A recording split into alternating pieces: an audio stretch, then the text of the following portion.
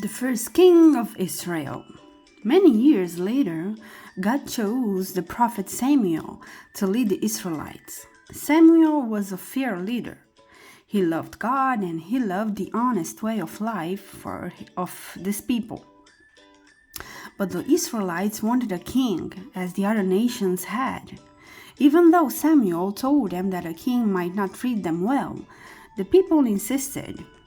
So God told Samuel, I will give them what they want. The young man God chose to be the king of Israel was named Saul. He was a poor Israelite whose job was to look after his father's donkeys.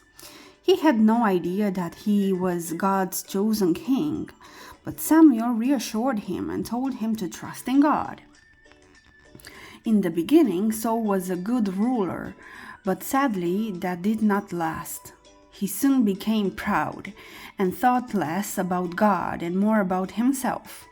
He was so proud that when he won battles against Israel's enemies, he thought it was because he was clever, not because God was helping him.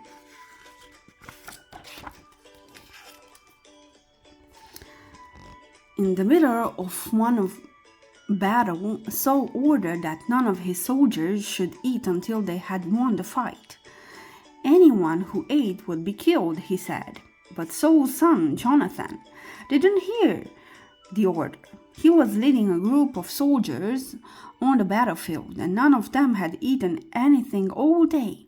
He was hungry, so he found a honeycomb. He ate some of the sweet honey. The soldiers with him were shocked at what he had done.